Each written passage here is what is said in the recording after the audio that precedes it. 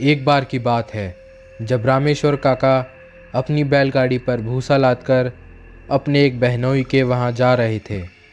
दिन ढल चुका था और बैलगाड़ी पर भूसा भी लद चुका था। रामेश्वर काका नहा धोकर शाम को लगभग 7 बजे बैलगाड़ी लेकर निकले। उन्हें अपने बहनोई के घर जाने में लगभग पूरी रात का समय लगता था और वो सुबह 4-5 बजे वहाँ पहुँच जाते थे। बैलों की रफ्तार अब थोड़ी धीमी हो चुकी थी, पर वे रुकने वाले नहीं थे। वो अपने मार्ग पर चले जा रहे थे। बैलगाड़ी धीरे धीरे आगे बढ़ रही थी और रामेश्वर काका कमर को थोड़ा आराम देने के लिए बैलगाड़ी पर लेट गए और उन्होंने झपकी लेना शुरू कर दिया। रात के उस सन्नाटों को चीरती बैलों के गले में बंधी घंटियाँ बहुत ही मनोहरी ध्वनि उत्पन्न कर रही थी। अचानक पता नहीं क्या हुआ कि बैल रुक गए। बैलों के रुकने से रामेश्वर को बड़ा आश्चर्य हुआ। अंधेरे में उन्हें कुछ दिखाई नहीं दिया। उन्होंने एक बैल की पूंछ पकड़कर जोर से आवाज़ निकाली, पर बैल फिर से 2 कदम चलकर रुक गया और पीछे हटने लगा, जिससे बैलगाड़ी का संतुलन थोड़ा बिगड़ गया। रामेश्वर काका किसी अनहोनी की आशंका से तुरंत कूदकर बैलों के पास आ गए और बैलों के शरीर पर हाथ फेरने लगे। अब बैल भी थोड़ा शांत होकर खड़े हो गए थे। इसके बाद जब रामेश्वर काका उस रास्ते पर आगे बढ़े तो उन्हें उस भयानक अंधेरे में कुछ भी दिखाई नहीं दिया, पर हाँ, ऐसा ज़रूर लगा कि शायद कुछ लोग हल्ला कर रहे हैं। उन्हें समझते देर नहीं लगी कि आगे क्या माजरा है। रामेश्वर काका का रात बिरात ऐसी परिस्थितियों से सामना बार बार हो जाया करता था। दरअसल आगे भूत प्रेतों का जमावड़ा था और वो इस अंधेरी रात में खेल खेलने में मस्त थे। खैर, रामेश्वर काका वहीं बैलों के पास ही रुककर आगे का जायज़ा लेने लगे और मन ही मन इन प्रेतों को कोस रहे थे। इन्हें खेलना ही है तो थोड़ा रास्ता छोड़कर खेलते।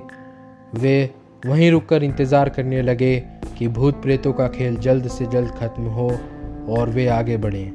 पर 10-15 मिनट तक इंतज़ार करने के बाद भी भूत प्रेत रास्ते से हटने का नाम नहीं ले रहे थे और बैल भी अब कितना भी हाँकने पर आगे बढ़ने का नाम नहीं ले रहे थे। रामेश्वर काका तो पूरी तरह से निडर स्वभाव के थे और उनके साथ में 2 बैल भी तो थे और उन्हें पता था कि अगर बैल थोड़ा हिम्मत दिखाएंगे तो ये भूत प्रेत उनका कुछ नहीं बिगाड़ पाएंगे।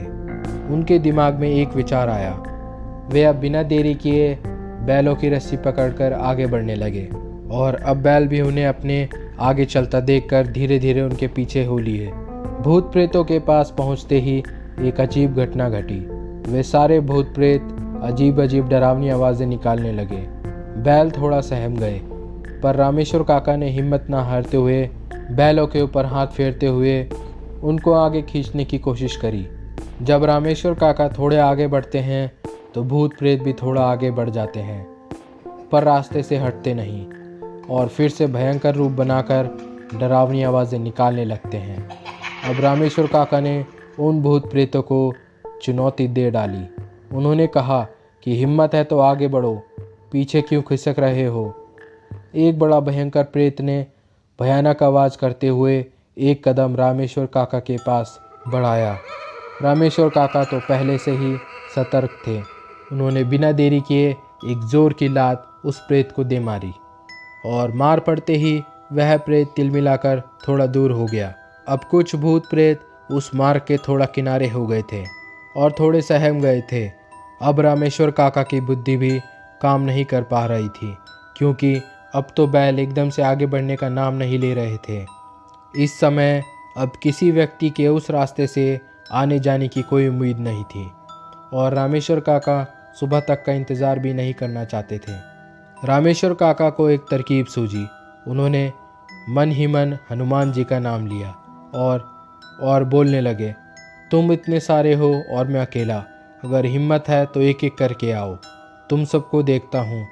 यह कहते हुए रामेश्वर काका ठहाके मार के हंसने लगे और ताली बजाने लगे। रामेश्वर काका का यह रूप देखकर भूतों को लगा कि यह उनका मजाक उड़ा रहा है। अचानक वही भयानक प्रेत जिसे रामेश्वर काका ने एक लात मारी थी वह आगे बढ़ता है। आगे बढ़कर उसने भूत प्रेतों से कहा, तुम लोग तमाशा देखो, कोई भी आगे ना बढ़े, मैं इससे लड़ने के लिए तैयार हूँ। रामेश्वर काका उसकी बात सुनकर थोड़ा सहमे, पर हिम्मत नहीं हारी, क्योंकि उन्होंने कितने सारे प्रेतों से टक्कर ली थी और सबको धूल चटाई थी। इसके बाद रामेश्वर काका ने वहाँ खड़े होकर सभी भूत प्रेतों से कहना शुरू कर दिया कि आप लोगों की यह बात मुझे सबसे अच्छी लगती है कि आप लोग जो जुबान देते हो उस पर सदा कायम रहते हो। मुझे पूरा यकीन है कि आप में से कोई भी बीच में नहीं आएगा और कौन जीता कौन हारा इसका भी सही फैसला आप ही करोगे।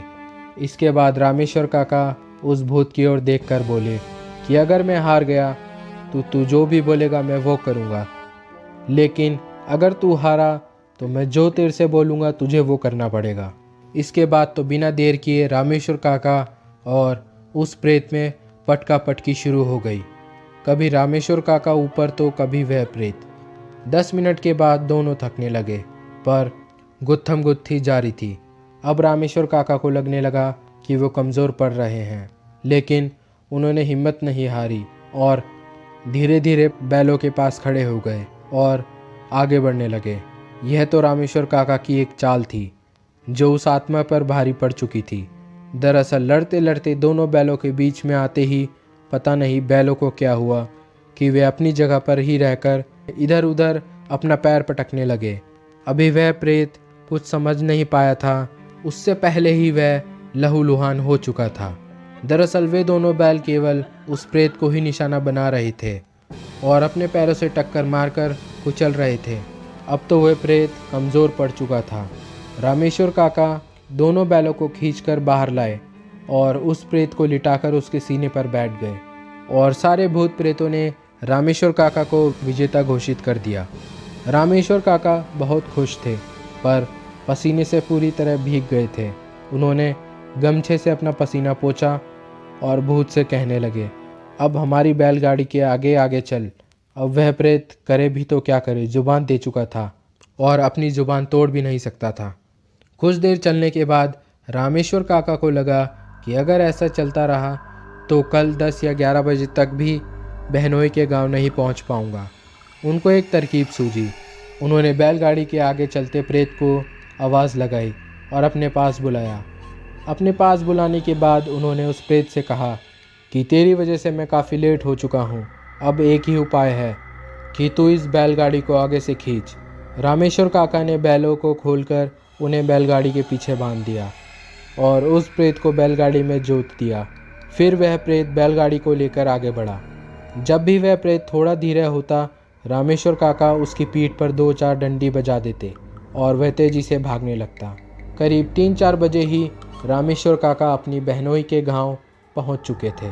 रामेश्वर काका ने अपने बहनोई को जगाना उचित नहीं समझा और उस प्रेत को आदेश देकर सारा भूसा उसके घर पर रखवा दिया।